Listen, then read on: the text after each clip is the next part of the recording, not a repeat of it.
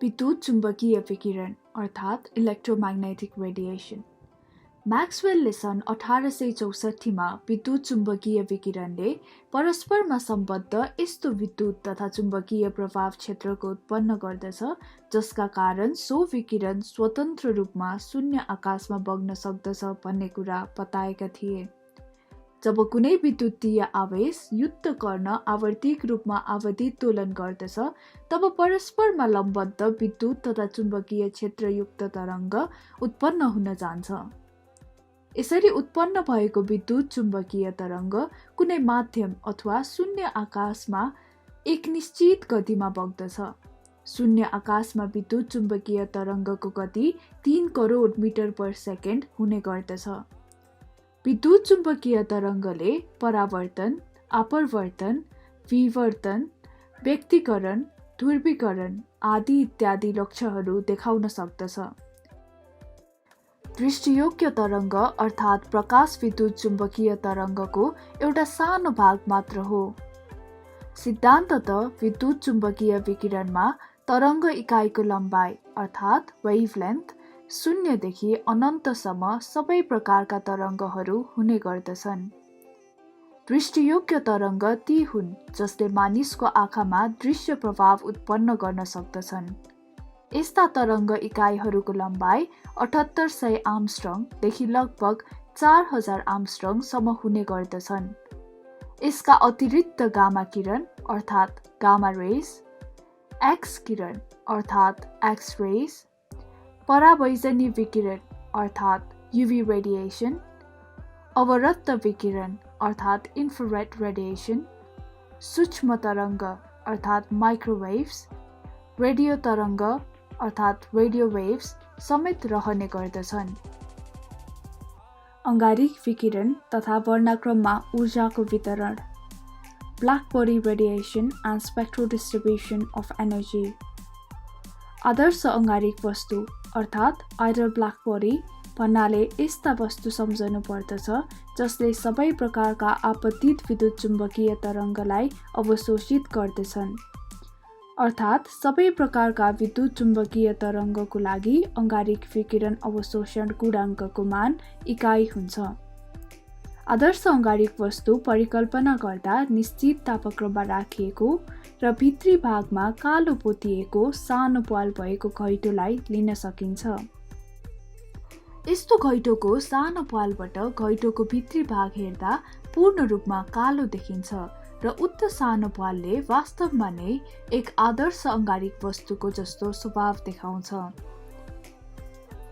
जब घैटोलाई तताएर एक निश्चित तापक्रममा राखिन्छ तब त्यसका भित्तामा रहेका परमाणुहरूको दोलन अर्थात् भाइब्रेसन का कारण विद्युत चुम्बकीय विकिरण उत्सर्जन हुन्छ। यसरी उत्सर्जित विकिरणहरू घैटोको भित्री भित्तामा आंशिक रूपमा अवशोषित एवं परावर्तित भइरहन्छन्। फलस्वरूप घैटोको सम्पूर्ण भित्री भाग विकिरणले भरिन्छ। सिद्धान्ततः यहाँ 0 देखि अनन्तसम्म सबै प्रकारका तरङ्गहरू हुने गर्दछ।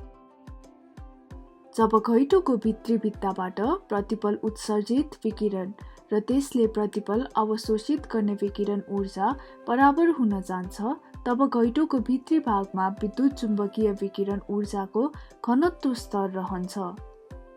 घैटोको सानो पालबाट विकिरण अनवरत रूपमा बाहिर पनि आइरहन सक्छन्।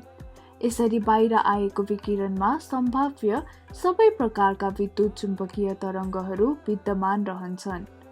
यस्तो विकिरणलाई अंगारिक विकिरण अर्थात् ब्ल्याक बडी रेडिएसन भन्ने गरिन्छ। कुनै एउटा निश्चित तरङ्ग लम्बाइमा उत्सर्जित अंगारिक विकिरणको मात्राको प्रयोगात्मक अध्ययन सर्वप्रथम सन् 1879 मा लुमर र प्रिङ्सिमले गरेका थिए। उनीहरूले भिन्न भिन्न तापक्रममा अंगारिक वस्तुलाई राखी त्यसबाट उत्सर्जित विकिरणको वर्णक्रमानिक ऊर्जा वितरण अर्थात् स्पेक्ट्रल एनर्जी डिस्ट्रिब्युसन को अध्ययन गरेका थिए। उनीहरूले निश्चित तापक्रममा अंगारिक वस्तुबाट उत्सर्जित तरङ्गहरूको लम्बाइ र सम्बन्धित ऊर्जा मानको मापन गरे। अंगारिक विकिरणका मुख्य विशेषताहरू यी हुन्। ऊर्जा वितरण वक्र राखेको प्रकृति अनवरत खालको अर्थात् कन्टिन्युअस हुन्छ। हरेक तापक्रममा सबै प्रकारको तरङ्ग लम्बाइ भएको विकिरण उत्सर्जित हुन्छ, तर सबै तरङ्ग लम्बाइको मात्रा भने समान हुँदैन। अङ्गारिक वस्तुको तापक्रम वृद्धि भएमा उत्सर्जित सबै विकिरणको मात्रामा वृद्धि हुन्छ।